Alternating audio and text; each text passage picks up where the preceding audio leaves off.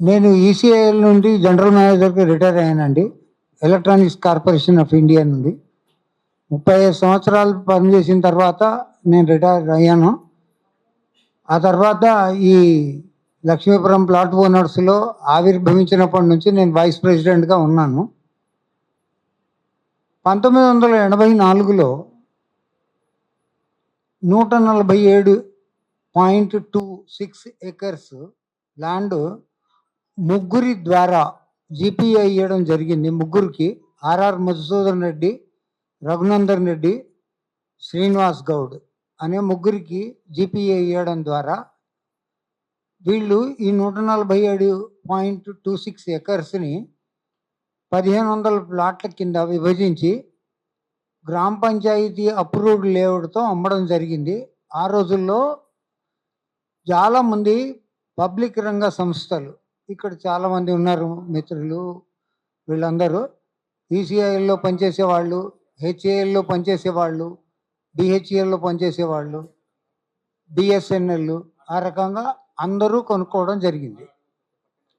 అట్లాగే రామచంద్రాపురంలో ఉన్న వాళ్ళు కూడా కొంతమంది అక్కడ ఉండే వ్యాపారస్తులు వీళ్ళందరూ కూడా కొనుక్కున్నారు.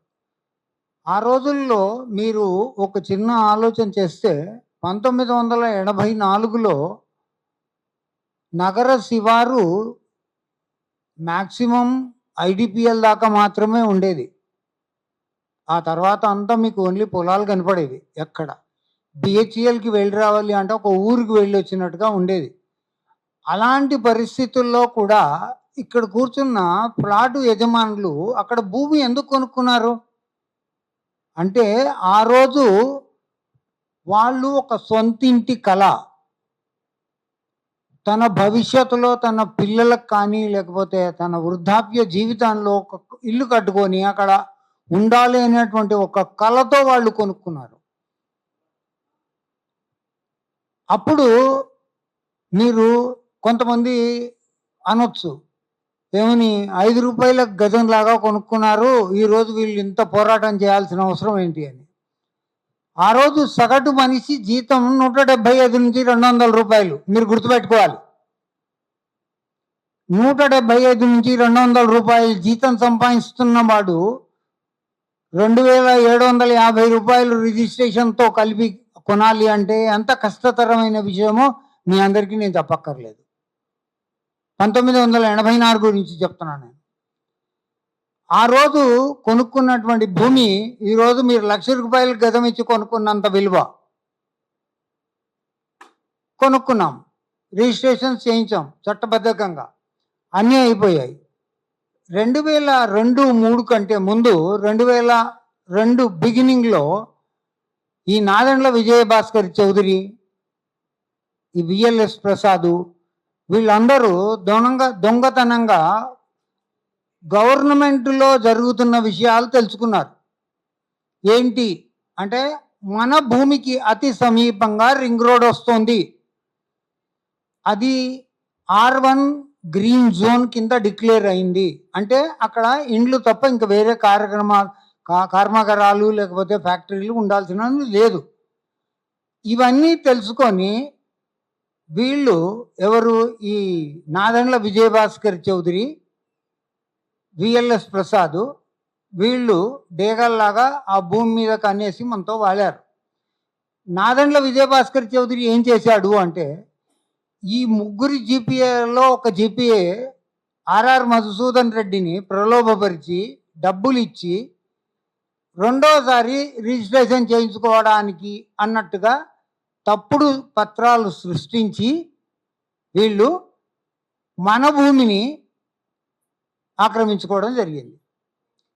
ఆ తర్వాత ఏం చేశారు అంటే ప్లాట్ ఓనర్లు ఇక్కడ చాలామంది 70 ఏళ్ళ వాళ్ళు ఉన్నారు, వీళ్ళందరూ వెళ్ళారు అక్కడికి. ఆ రోజుల్లో వాళ్ళందరికీ 40-45 ఏళ్ళ కంటే ఎక్కువ ఉండవు. అయితే వీళ్ళందరూ అక్కడికి వెళ్ళినప్పుడు వాళ్ళు ఏం చేశారంటే అక్కడ గుండాలను పెట్టి అక్కడ హద్దుబందు రాళ్ళన్నీ కూడా పీకేసి గుండాలను పెట్టి బెదిరించడం, ప్లాట్ ఓనర్లు వెళ్లకుండా చేయడం జరిగింది. మనం 2002-03లో అసోసియేషన్ లాగా ఫామ్ అయ్యి మన అందరం కలిసి పోరాడదాం అని అనుకున్న తరుణంలో ఈ విఎల్ఎస్ ప్రసాద్ ఏం చేశాడు అంటే, నావి కూడా కొన్ని అందులో ప్లాట్లు ఉన్నాయి, నేను కూడా మీలాగే బాధితుణ్ణి, మీతో పాటు కలిసి నేను కూడా పోరాటం సాగిద్దాం మనము అని చెప్పి మాతో చేరిపోయాడు. పోరాడుతున్నాం, అందరం పోరాడుతున్నాము అని అనుకున్నాం, అన్నీ చేస్తూనే ఉన్నాం.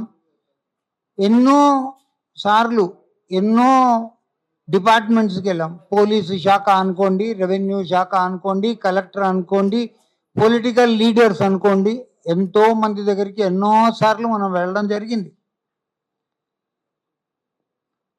ఆ తర్వాతి రోజుల్లో మనం ఈ హఠాత్తుగా ఏమైంది అంటే 2014లో మనం తెలంగాణ సాధించుకున్నాం. సంతోషం, బాగానే ఉంది. తెలంగాణలో ఉండే జనాలందరికీ, తెలంగాణలో బిడ్డలందరికీ కూడా చాలా మంచి జరుగుతుంది అని అనుకున్నాం. కానీ ఈ బడాబాబుల అధికారం, ఈ భూకుట్రదారుల అధికారం ఆంధ్ర వాళ్ళది బాగానే నడుస్తుంది మనకి ఇప్పటికి కూడా. ఈరోజు ఈ నాదండ్ల విజయభాస్కర్ చౌదరి చిత్తూరు జిల్లా మదనపల్లికి చెందినవాడు. ఈ విఎల్ఎస్ ప్రసాద్ గుంటూరు జిల్లాకు చెందినవాడు. వీళ్ళందరూ భూకుట్ర చేయాలనేటువంటి ఉద్దేశంతో ల్యాండ్ గ్రాబింగ్ మనం ఇది చేయాలని చెప్పి ట్రై చేస్తున్నారు. లేటెస్ట్గా జరుగుతుంది ఏంటి, మొన్న మన భూముల్లో నుంచే 3.32 ఎకరాలు రోడ్డు సైడ్ ల్యాండ్ తీసుకొని ఆయన తప్పుడు పత్రాలు సృష్టించి, ఈ భూమి నాది, ఇందులో నేను ఫ్లాట్లు కట్టుకొని అమ్ముకుంటాను. హెచ్ఎండిఏ దానికి పర్మిషన్ ఇచ్చింది. హెచ్ఎండిఏ గమనించదా అండి? నేను సభాముఖంగా అడిగేది ఏంటంటే, నీకు నిబద్ధత లేదా, న్యాయం చేయాలని లేదా?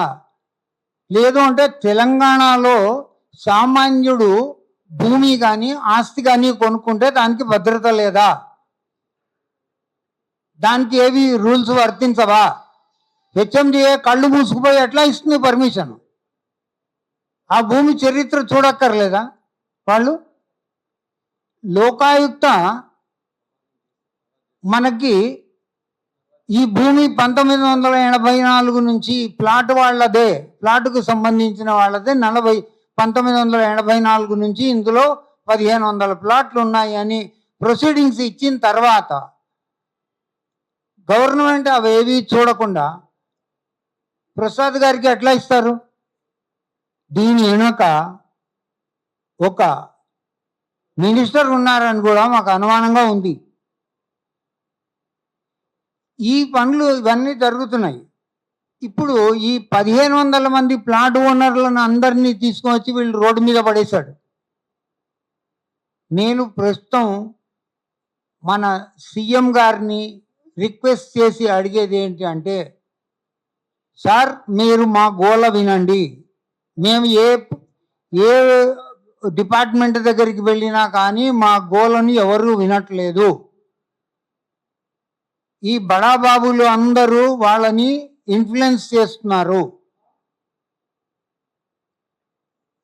సీఎం గారు మీరు దయతలిచి మా ప్లాట్ ఓనర్ల గోల విని ఈ హెచ్ఎండిఏ పర్మిషన్ని ఇమ్మీడియట్గా క్యాన్సిల్ చేసి సర్వే నంబర్ 188లో 3.32 ఎకర్స్ ల్యాండ్లో కడుతున్నటువంటి భూమిని ఇమ్మీడియట్గా ఆపి ప్లాట్ ఓనర్లకి న్యాయం చేయండి.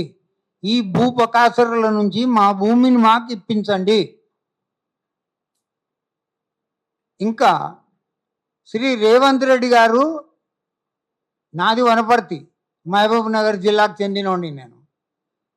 రేవంత్ రెడ్డి గారు నేను చదువుకున్నటువంటి జడ్పిహెచ్ఎస్ జిల్లా పరిషత్ హై స్కూల్లో నాకన్నా ఒక 10 సంవత్సరాలు జూనియర్ బ్యాచ్. ఆయన మా స్కూల్లోనే చదువుకున్నాడు. సో రేవంత్ రెడ్డి గారికి నేను విజ్ఞప్తి చేసేది ఏంటి అంటే, సార్ మీరు మళ్ళీ మీకు మేము ప్రార్థన చేసేది ఏంటంటే, ఈ సామాన్యులైనటువంటి ప్రభుత్వ ఉద్యోగులు డిఫరెంట్ ఆర్గనైజేషన్స్ నుంచి పనిచేస్తూ ఉన్నటువంటి వీళ్ళని అందరూ వృద్ధాప్యంలో ఉన్నవాళ్ళు 70% మంది వృద్ధాప్యంలో ఉన్నవాళ్ళు, అందరికీ 70+ వచ్చాయి. వీళ్ళందరి వినతి మీకు మేము తెలియజేయడం ఏంటంటే, అయ్యా మీరు మాకు మా ల్యాండ్ మాకు ఇప్పించండి, వాళ్ళని ఎల్లగొట్టండి. మీరు పోలీస్ శాఖకు చెప్తారా, మీరు ఏం చేస్తారు, ఎట్లా చేస్తారు తెలియదు, మీరు చేయండి, మీరు అనుకుంటే మాత్రం చేయగలరు అని చెప్పి మనవి చేస్తూ, నేను ఇప్పుడు మన లోకాయుక్త మిగిలిన కోర్టు కేసులు ఇలాంటి వాటిని మన రాకేష్ గారిని మాట్లాడమని కోరుతున్నాను. శ్రీ రేవంత్ రెడ్డి గారు సీఎం గారిని నేను కోరేది ఏంటంటే, మా ప్లాట్లకి మాకు న్యాయం చేయండి, ఈ భూబకాసురుల నుంచి మమ్మల్ని రక్షించండి. వీళ్ళని ఇక మీదట ఇలాంటి ల్యాండ్ మాఫియాలు ఏవి చేయకుండా వాళ్ళ మీద కఠిన చర్యలు తీసుకొని చట్టపరంగా వాళ్ళని శిక్షించండి. డాక్యుమెంట్లు ప్రొడ్యూస్ చేయడం ఏంటండి? ప్లాట్లు ఉన్న ల్యాండ్ని వాళ్ళు ఇష్టం వస్తే ఎకరాల్లోకి మార్చేస్తారు, ఎకరాల్లో ఉన్న ల్యాండ్ని ప్లాట్ల కింద మార్చేస్తారు. వీళ్ళకి అసలు ఏ విధమైనటువంటి అవగాహన లేదా? లేకపోతే ఒక సామాన్యుడి ఆస్తి మీద వీళ్ళకి ఏ విధమైనటువంటి గౌరవం లేదా? బడాబాబా అయితేనే ఒక ప్లాట్ కొనుక్కోవాలా హైదరాబాద్లో? ఈ పరిస్థితి, ఇట్లాంటి దారుణమైన పరిస్థితుల్లోంచి మమ్మల్ని బయటపడేయండి అని మేము కోరుతున్నాము. పానీలో మీరు చూడండి, లేకపోతే ఈరోజు ఎన్కంబరెన్స్ సర్టిఫికేట్ తీసుకొని చూస్తే ప్లాట్ ఓనర్ల పేర్లు వస్తాయి. అన్నీ 147.26 ఎకరాల భూమిలో మొత్తం ప్లాట్ ఓనర్ల పేర్లుంటే, వీళ్ళందరూ ల్యాండ్ మాఫియా చేసి 3.32 ఎకరాలలో హెచ్ఎండిఏ పర్మిషన్ ఎట్లా ఇస్తుంది? కళ్ళు మూసుకుపోయా వీళ్ళకి? డాక్యుమెంట్లు అన్నీ సబ్మిట్ చేసాం, మొత్తం డాక్యుమెంట్లు సబ్మిట్ చేసాం. పైనుంచి ప్రెషర్, అంటే పైనుంచి ప్రెషర్ ఎదుటివాడి మీదనా? వీళ్ళు అంటే వేరే వాడి గొంత తొక్కి వాడు చచ్చినా పర్వాలేదు పైకెక్కుతారా? ఆయన జడ్జిని కొనుక్కుంటాను అంటున్నాడు. ఆయన చెప్పిన మాటల్లో ఏముంది? ఆయన ఏం చేశాడు? ఒక కేసులో ఆయన స్టిప్స్ ఇండియా ఇద్దరు వెళ్ళారు హైకోర్టులో ఒక దొంగ సర్టిఫికేట్, తప్పుడు డెత్ సర్టిఫికేట్ ఒకటి ప్రొడ్యూస్ చేశాడు. ఇక్కడ ఎట్లా అది జడ్జిలు వాళ్ళు ఎట్లా నమ్మారో తెలియదు, మొత్తానికి ఆయనకి డిగ్రీ ఇచ్చారు. ఆయన ఏం చేశాడు? ఆ తర్వాత సుప్రీంకోర్టుకి వాళ్ళ అవతల పార్టీ సుప్రీంకోర్టుకి వెళ్ళారు. సుప్రీంకోర్టుకి వెళ్తే ఈయన ఇంకొక తప్పుడు డెత్ సర్టిఫికేట్ ప్రొడ్యూస్ చేశాడు. ఆ డెత్ సర్టిఫికేట్ ఎట్లా ఉందో చెప్తాను మీకు. మొదట 10 పేజీలో 15 పేజీలో తెలుగులో ఉంది. ఆ తర్వాత ఒక 5 పేజీలు 8 పేజీలు గ్యాప్ ఏమీ లేదు. 16వ పేజీలో ఇంగ్లీష్లో డెత్ సర్టిఫికేట్ నేము అవన్నీ ఉన్నాయి. అవతల లాయర్ ఊరుకుంటాడా? సుప్రీంకోర్టు లాయరు ఇది ఫ్యాబ్రికేటెడ్ సర్టిఫికేట్ అని ప్రూవ్ చేశాడు. అనగానే అవతల వాళ్ళకి వెళ్ళిపోయింది. అప్పుడు ఏం చేశాడు? ప్లాట్ వాళ్ళ దగ్గరికి వచ్చి, ఈ ల్యాండ్ మేము ప్రసాద్ని నమ్మాము, ప్రసాద్ మాకు న్యాయం చేస్తానంటే మేము మీతోటి ఉన్నాము, ఇప్పుడు ప్రసాద్ మా ప్రెసిడెంట్ కాదు, ప్రసాద్ని మేము తీసేసాము అని చెప్పి ముందు రోజు రాత్రే సత్తయ్య అని మన ఒక దళితుడిని ప్రెసిడెంట్గా చేయడం జరిగింది. సత్తయ్య గారికి ఒంట్లో బాగడం మూలంగా ఆయన రాలేదు, లేకపోతే ఆయన ఇక్కడ ఉండేవాడు. అయితే సత్తయ్య గారిని ప్రెసిడెంట్ చేసి ఎంఆర్ఓ ఆఫీస్ ముందర ఆయన ఆత్మాహుతి చేసుకుంటా అన్నాడు. కిరోసిన్ పోసుకున్నాడు మీద. అప్పుడు ఎంఆర్ఓ గారు ఆయనకి ఎవరికి పాస్బుక్ ఇవ్వకుండా 1984 నుంచి ఇందులో ప్లాట్లు ఉన్నాయని రికార్డ్ చేయడం కూడా జరిగింది.